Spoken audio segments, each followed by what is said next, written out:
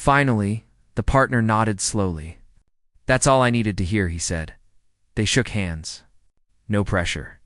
No contract signed that day.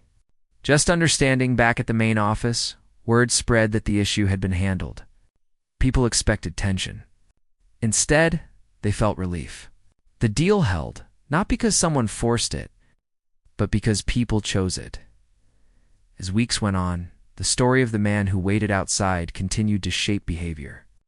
New employees heard it during their first days. Not as a warning, but as guidance. Pay attention, they were told. Listen before you judge. One day, during a planning session, a junior analyst spoke up hesitantly. In the past, the room might have ignored them.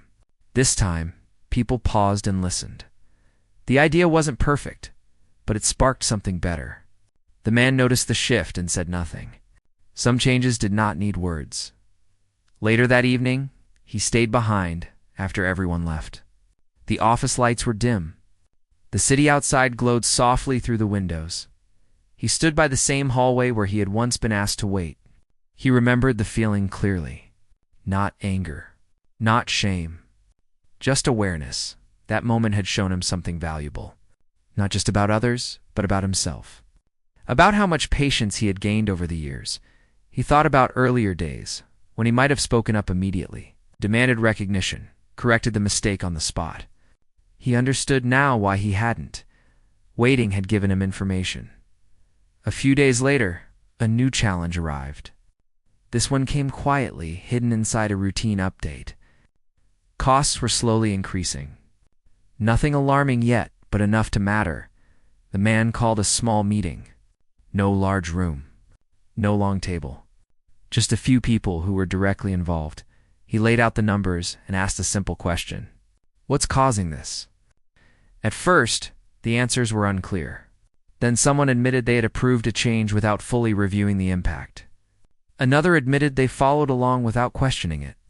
The man nodded. This is how problems grow, he said.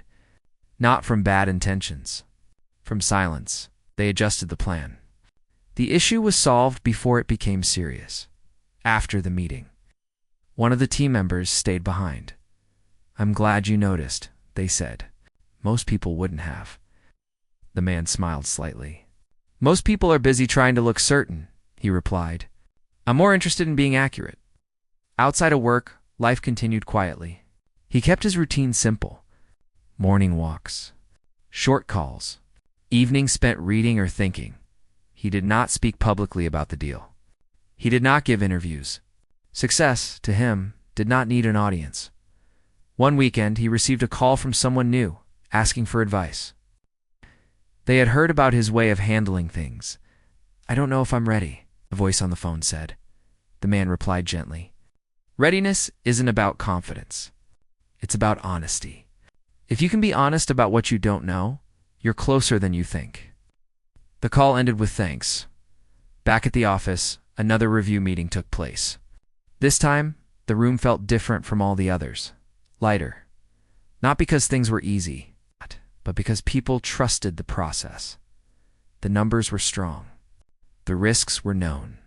Nothing was hidden. As the meeting ended, someone joked softly. At least no one's waiting outside today. A few people smiled. The man smiled too. But his smile was quiet. He knew that somewhere, in some other building, someone was still waiting. Not because they lacked power, but because no one had looked closely enough yet. And he knew that when that moment came, how it was handled would matter more than any. Dio, he gathered his things and left the room. The hallway lights dimmed behind him. The work would continue, and so would the lesson. Time has a quiet way of testing everything, not all at once, but slowly, in small moments that seem unimportant until they add up. The man understood this well.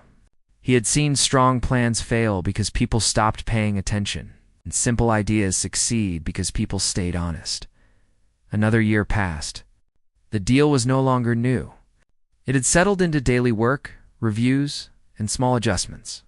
People stopped calling it the big project and started calling it the work. It was usually a good sign. The man reduced his involvement even more. Not because he didn't care, but because the team no longer needed him in the same way. They had learned how to listen to each other. They had learned how to pause before assuming. One morning, he received an invitation to attend a company-wide gathering. Nothing formal. Just a chance for people to share progress and lessons learned. He almost declined. Then he thought about the hallway, the chairs, the waiting. He decided to go. The gathering was held in a large open space on the lower floor. No long tables. No raised stage. People stood in small groups, holding coffee and talking quietly. When the man arrived, a few people recognized him and nodded politely. Others didn't know who he was, and that was fine with him. After a while, someone stepped forward and asked for attention. They spoke about the journey of the past year, about mistakes made, about moments that could have gone better. Then they spoke about change. "We've learned that titles don't tell the whole story," the speaker said, "and that listening early saves time later." The man stood near the back, hands in his pockets, listening. Another person spoke next. They shared a story about a small idea that was once ignored but later became a key improvement. Someone else spoke about speaking up for the first time and being heard. These were not dramatic stories, but they were real. At the end, the speaker thanked everyone who helped shape the culture, whether their work was visible or not. Applause followed. The man did not join in loudly. He simply smiled. After the gathering, a few people approached him. One asked how he stayed so calm in difficult situations. He thought for a moment. "Because panic hides information," he said. "Calm lets you see." Another asked if he ever regretted waiting that first day instead of correcting the mistake right away. He shook his head. "That wait taught me more than the meeting did," he replied. Later that afternoon, he walked through the building alone. The office was quieter than usual. Many people were working remotely that day. He found himself standing in the same hallway. Again, the chairs were still there. Someone new was sitting in one of them, holding a folder, looking at their phone. They looked nervous. The man paused. For a moment, he considered walking past, letting the moment remain untouched. Then he remembered how it felt to sit there. He approached the person and spoke gently. "Have you been waiting long?" The person looked up, surprised. "A little while," they said. "Did anyone tell you what's happening?" he asked. They shook their head.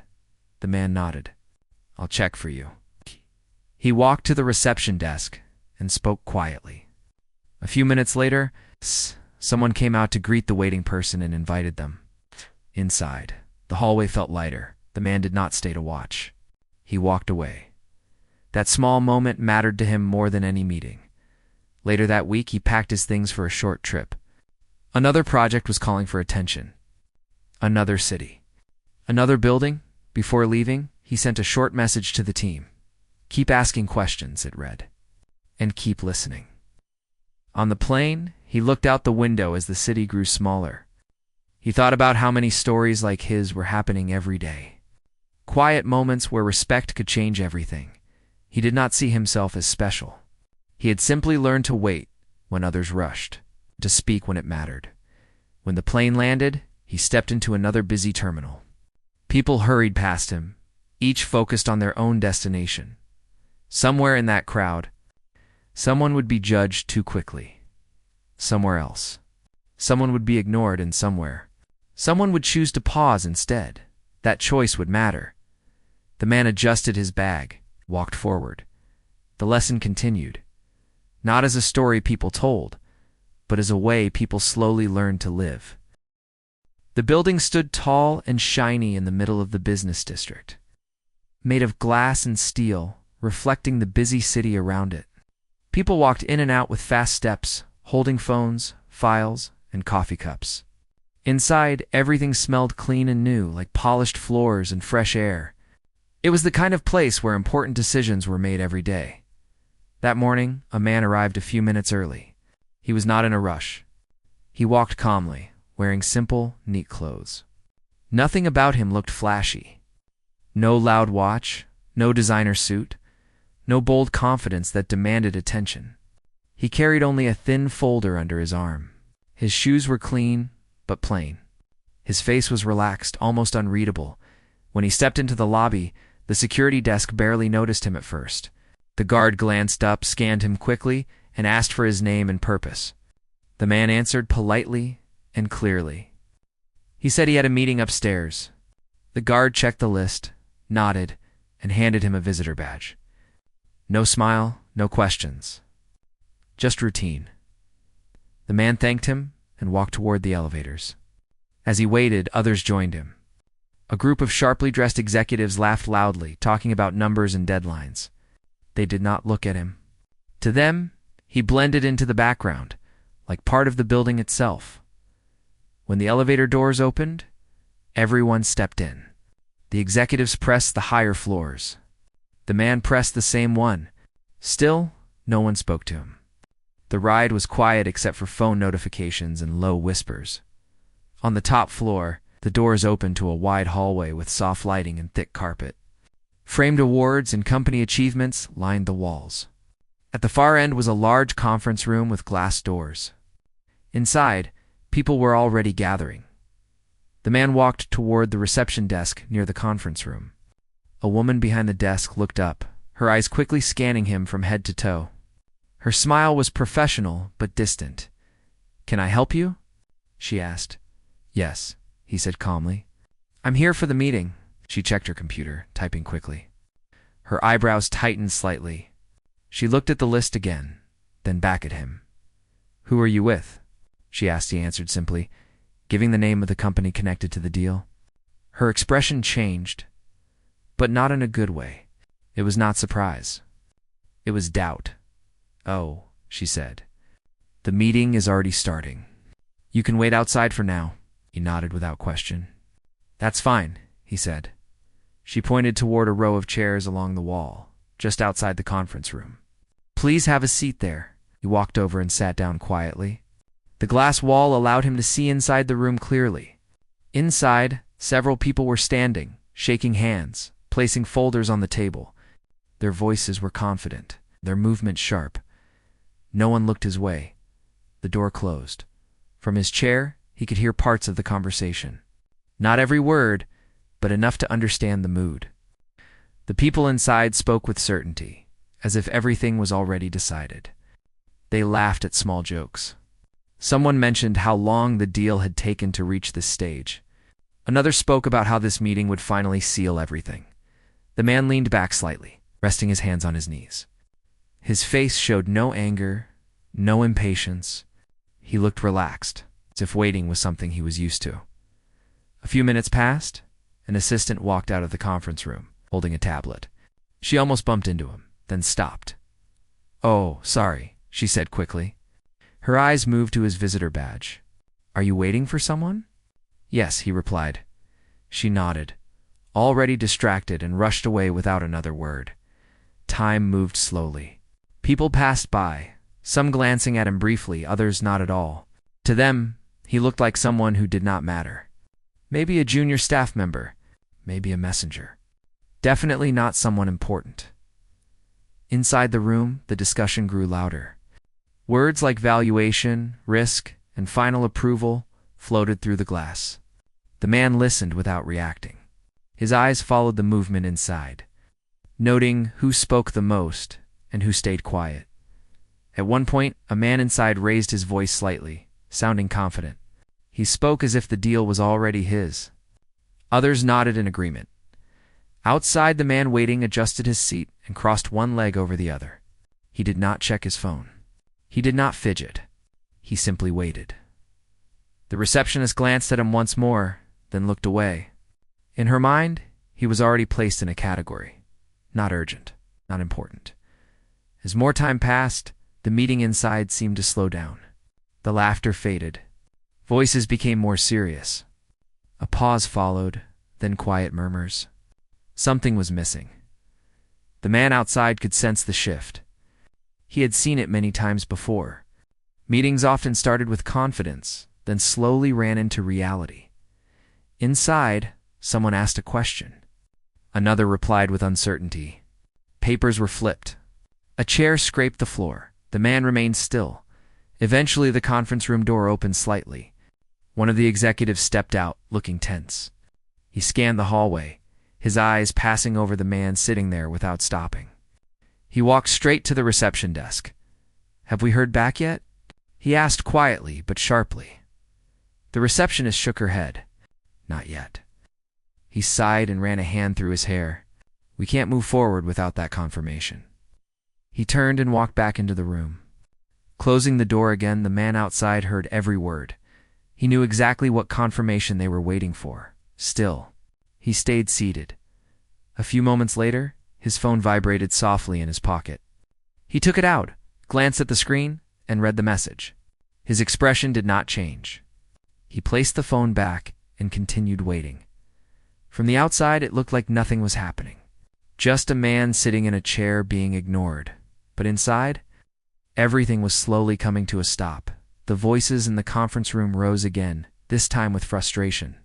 Someone mentioned delays. Someone else blamed scheduling. Another suggested moving the decision to another day. The man outside exhaled slowly. Not in relief, not in annoyance. Just calmly. A few more minutes passed. Finally, the conference room door opened again. Wider this time. The same executive stepped out, his face serious. He looked around the hallway, then finally noticed the man sitting there. "Are you waiting for this meeting?" he asked. "Yes," the man replied, standing up smoothly. The executive hesitated, confused. He glanced at the visitor badge, then back at the man's face. "Who did you say you were here with?" he asked again. The man answered in the same calm tone as before. The executive's expression shifted slightly. Not recognition. Just uncertainty. "All right," he said slowly. "Please, wait here just a moment." The door closed again. The man sat back down. Inside the room, voices dropped lower, urgent now. The tone had changed completely. Outside, the man waited, just as he had been told.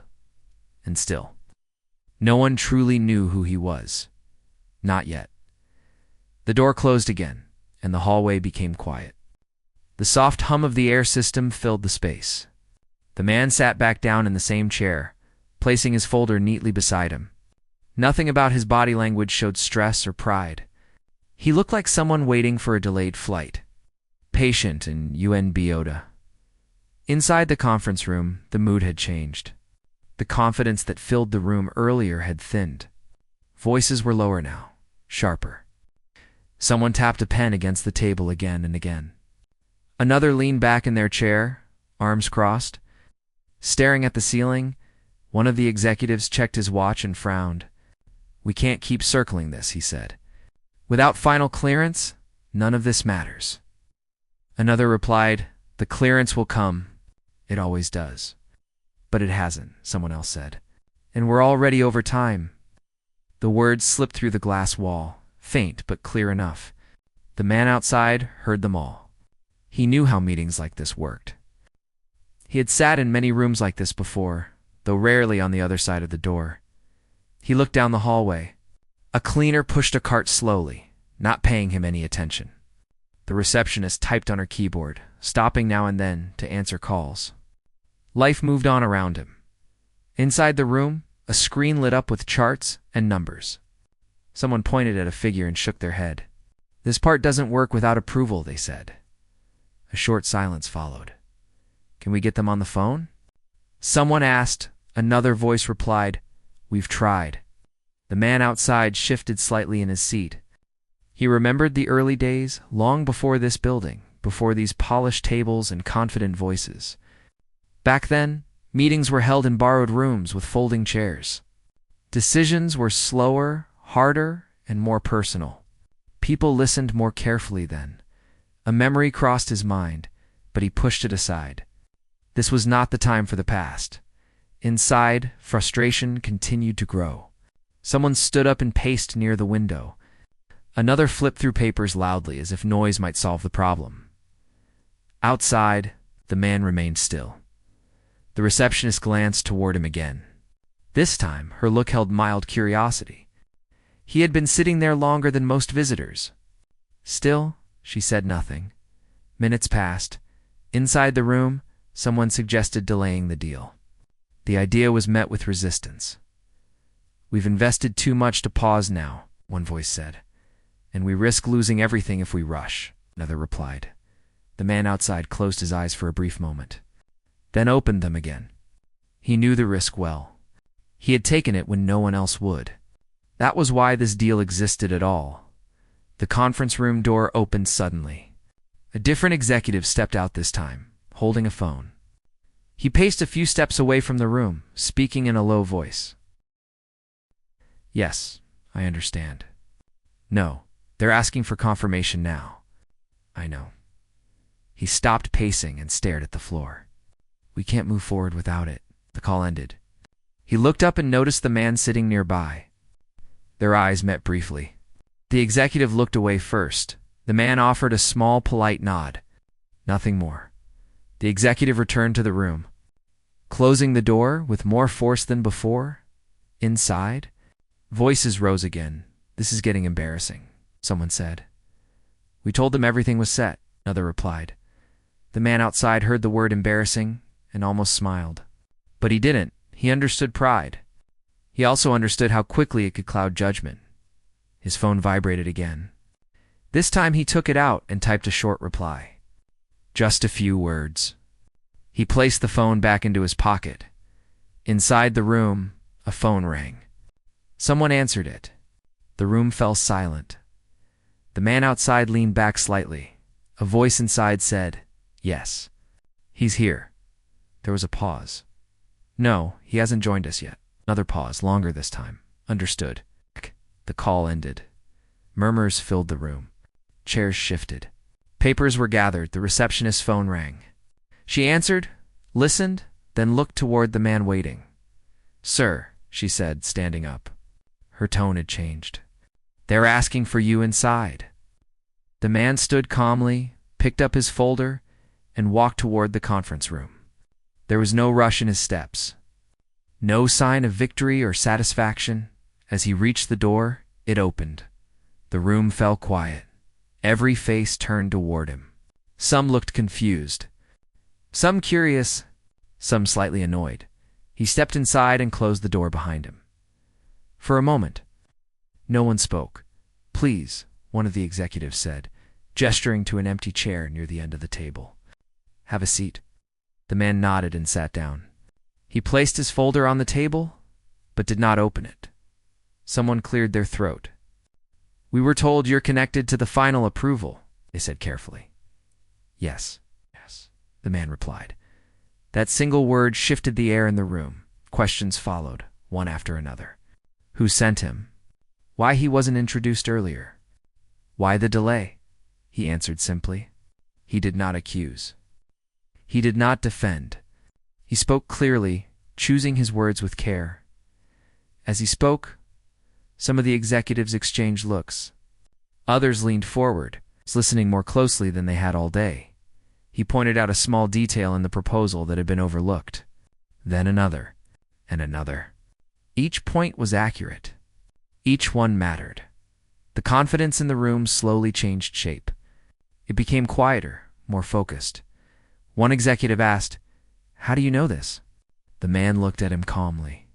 Because this deal started with me, he said. Silence followed. The weight of his words settled over the table. The same people who had ignored him earlier now watched him closely. He did not raise his voice. He did not brag. He simply spoke the truth. Outside the room, the hallway remained the same. Quiet, clean, unaware of the shift happening inside. Inside. The meeting had found its center, and for the first time that day, everyone understood that the man who had waited outside was never meant to be waiting at all. The room felt different now. Not tense in a loud way, but tight, like everyone was holding their breath. The man sat quietly at the table, hands resting near his folder. He let the silence do its work. People often revealed more when they rushed to fill empty space. One of the executives finally spoke.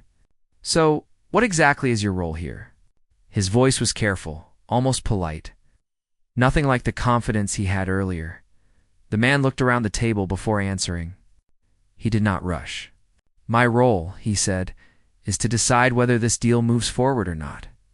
No one interrupted him. He he continued. I'm not here to take credit. I'm here to make sure the work makes sense. A few heads nodded slowly. Others stayed still, processing what they were hearing. Someone leaned forward. We were told the decision-maker would join remotely, they said. That was the plan, the man replied. Plans change.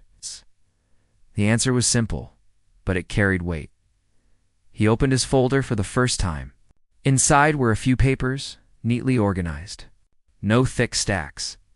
No dramatic gestures. Just facts. I listened to part of your discussion from outside, he said calmly. Not by choice.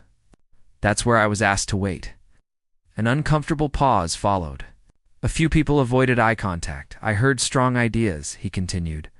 And I heard assumptions. He slid one paper forward. This number here, he said, tapping lightly, is based on best-case thinking. That's fine for optimism, but not for responsibility. Now, someone across the table frowned. We've used that model before, yes, the man said. And it worked then. The market is not the same now. The room grew quieter. He spoke about timing, about patience, about how rushing a deal could undo years of work. He did not lecture. He explained, as if guiding, not correcting. The people around the table began asking real questions now, not defensive ones. They asked about risk, about alternatives, about what would happen if they slowed down. He answered each one as the discussion deepened. The earlier power structure began to fade. Titles mattered less. Voices softened. Listening replaced posturing. One executive cleared his throat. Why didn't you say who you were earlier? The man met his eyes. No one asked, said simply. That answer landed harder than any accusation. The room stayed silent for a moment. He continued. I've learned that how people treat you before they know your position tells you everything you need to know. No anger. No pride. Just truth. Outside, the receptionist glanced at the closed door, sensing that something important was happening. Inside, time moved differently now. One of the quieter members at the table finally spoke. If we adjust the structure, they said, would you support moving forward? The man leaned back slightly. Support depends on understanding, he replied, and understanding takes honesty. He asked them questions now. Why certain choices were made? Who pushed them? What pressures they were under at first? Answers were careful. Then slowly, they became real. One admitted fear of missing the opportunity. Another admitted pressure from above. Someone else admitted they had not fully reviewed a section they approved. The man listened without judgment. This is why I came in person, he said finally. Not to control. To see, he stood and walked to the window, looking out over the city. Cars moved below like tiny dots. Deals were happening everywhere, every minute. Some would succeed. Some would fail. I waited outside because I wanted to understand how this room works when it thinks no one important is watching, he said quietly. The meaning of his words settled in. When he returned to his seat, the tone had shifted completely. This was no longer a meeting about winning. It was about getting it right. They worked through the details together. Adjusting numbers, rethinking timelines. Removing parts that looked good on paper but felt weak in reality. The man did not dominate the discussion. He guided it. Hours earlier, he had been ignored in the hallway. Now, every word he spoke carried weight at one point. Someone said, if this moves forward, it will look different than we planned. The man nodded. Different is not the same as worse. Slowly agreement formed. When the discussion finally paused, the room felt lighter. Not relieved, but clear. One of the executives looked at him and said, you could have walked away. Yes, the man replied. But I don't walk away from work I believe in. He closed his folder.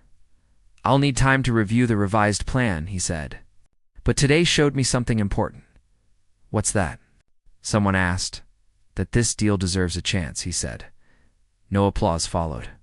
No celebration. Just quiet understanding. As the meeting ended, people stood and gathered their things. This time several stopped to thank him. Not loudly. Not for show, honestly. When he walked out of the conference room, the hallway looked the same as before. Clean, quiet, polite, but to everyone inside that room, nothing was the same. The man walked past the chairs where he had waited earlier. He paused for a brief second, then kept going. The receptionist watched him leave, finally understanding who he was, and the lesson stayed in the room long after he was gone. The next morning, the city woke up under a pale sky. Traffic moved slower than usual, and the air felt heavy, like something important was waiting to happen. Inside a quiet hotel room not far from the office building, the man sat by the window with a cup of coffee. He did not rush. He reread the revised documents from the night before, page by page. Marking a few lines with a pen, he thought about the faces around the table, the confidence that had slowly turned into listening, the way silence had done more work than words. He believed the deal could work, but belief alone was never enough. Back at the office, the conference room was already prepared again. Chairs were neatly aligned. Fresh water bottles were placed at every seat. The same people from yesterday arrived one by one, but their energy was different now. Less noise, more focus. Some spoke quietly in pairs. Others reviewed notes on their tablets. No one joked this time. The receptionist glanced at the hallway often, as if expecting someone important. When the man finally arrived, she stood immediately. "Good morning," she said. With a respectful tone that had not been there the day before, he returned the greeting with a nod and walked toward the conference room. The door was already open. Inside, everyone stood. "Please," someone said quickly. Pulling out a chair near the center of the table, "We've updated everything as discussed," sat down and placed his folder in front of him. "Let's take a look," he said. The meeting began without delay. They walked through each change carefully. Numbers were explained clearly. Risks were addressed directly, not brushed aside. When questions came up, answers were honest. If someone didn't know something, they said so. The man listened more than he spoke. When he did speak, it was to clarify, not to command at one point. Someone asked, "If we move forward, will you stand behind this publicly?" The man paused before answering. "I don't stand behind ideas," he said. "I stand behind people who take responsibility for them." The words stayed with the room. As the meeting continued, something rare happened. Trust began to form. It's not the shallow kind built on titles, but the deeper kind built on honesty. A disagreement came up about timing. Voices rose slightly, but no one lost control. The man allowed the debate to continue until both sides had said their piece. Then he spoke. "Speed matters," he said. "But direction matters more." The argument ended there. By late morning, the work was done. The plan on the table looked different from the one discussed the day before. Smaller in some areas, stronger in others. Everyone waited. The man leaned back, looking at the ceiling for a moment. Then he looked at the people around the table. "I'm approving this," he said. A quiet breath moved through the room. Not relief exactly. Something closer to validation. But he added, raising a finger slightly, "This approval comes with conditions." They listened closely. First, he said, "How people are treated in this building matters. I was asked to wait outside yesterday. That decision was small, but it revealed a lot." Eyes dropped. "I don't need apologies," he continued. "I need awareness." He spoke about respect, about how power often hides behind quiet doors, and how judgment can blind even smart people. "Second," he said, "this deal will be reviewed regularly. If something feels wrong, we stop. No pressure, no pride." Heads nodded. "And third," he finished, "everyone here shares responsibility. If this succeeds, we all succeed. If it fails, we learn together." No one argued. The agreement was signed shortly after. Pens moved across paper, screens updated. Messages were sent. The deal was official. As people stood and shook hands, the mood was calm, not celebratory. The kind of calm that comes from doing something the right way.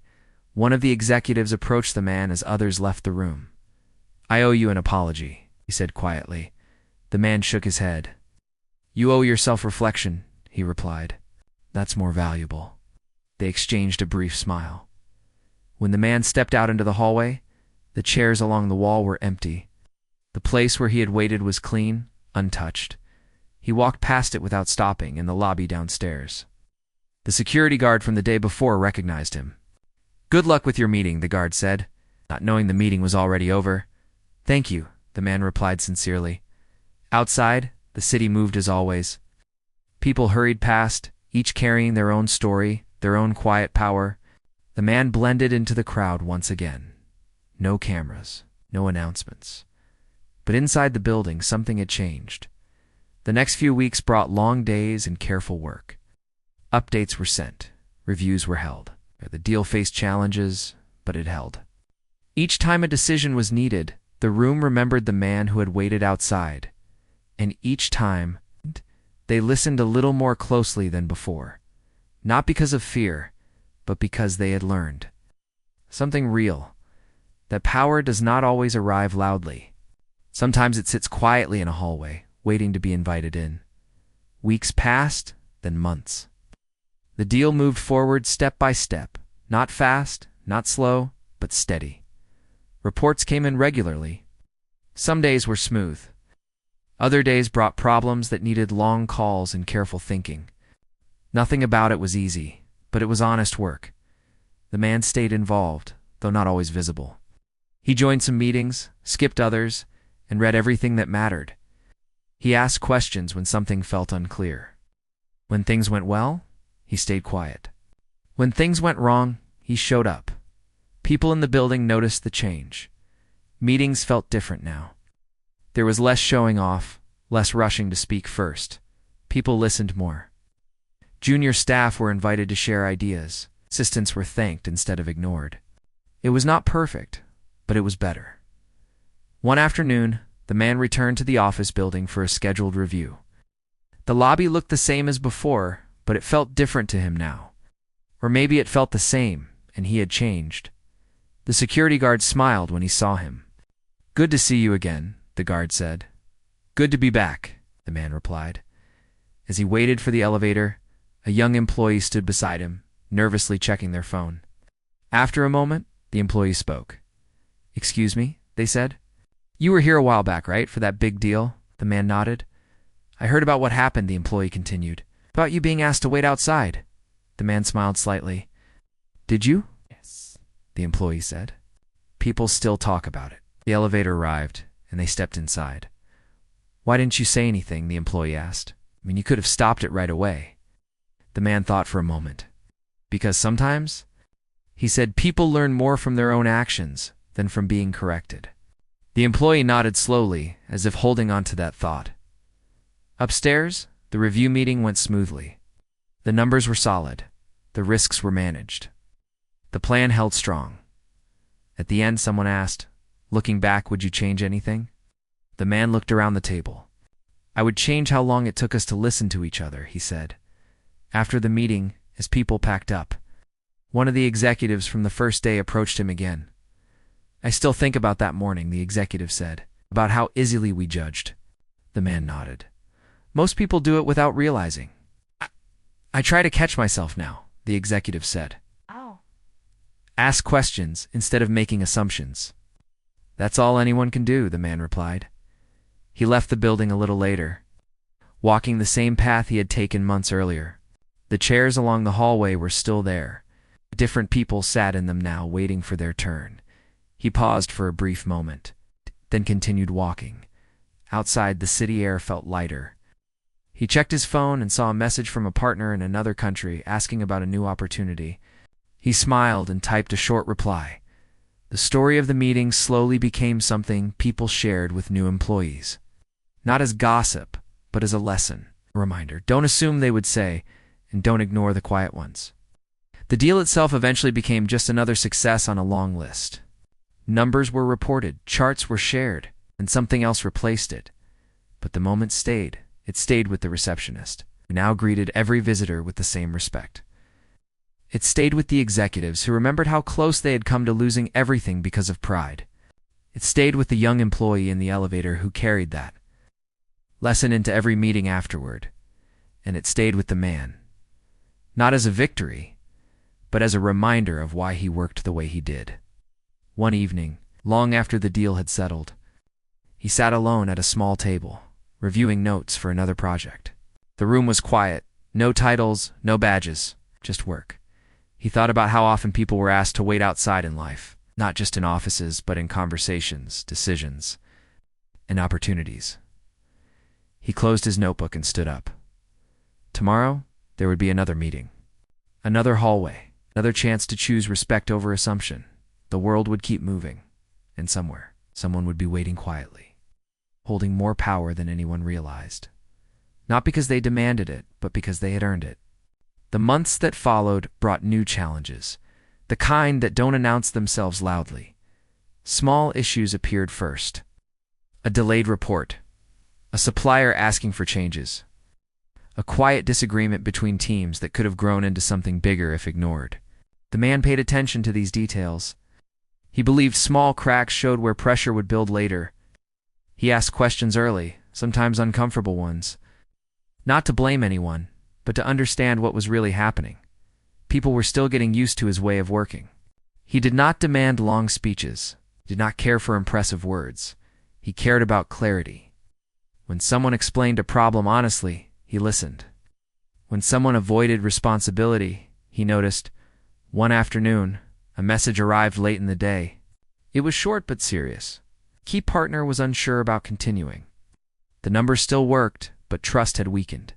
The man read the message twice, and he closed his laptop and sat quietly for a moment. That evening, he chose not to send emails. He chose not to call anyone. Instead, he drove across the city to meet the partner in person the next morning. The meeting was held in a modest office. Nothing like the tall glass building downtown. The chairs were worn. The coffee tasted weak, but the conversation was real. The partner spoke openly about pressure from other offers, about fear of being tied to one path for too long. There was no anger in his voice, just uncertainty. The man listened carefully. When the partner finished speaking, he did not rush to respond. He leaned back and looked at the ceiling for a brief moment, then back at the partner. "You don't owe me loyalty," he said calmly. "You owe yourself clarity." The partner seemed surprised by that. "I won't trap you with promises," the man continued. "But I will tell you the truth. This deal isn't perfect. It will test us. If you stay, it should be because you believe in the work, not because you're afraid to leave." Silence filled the room.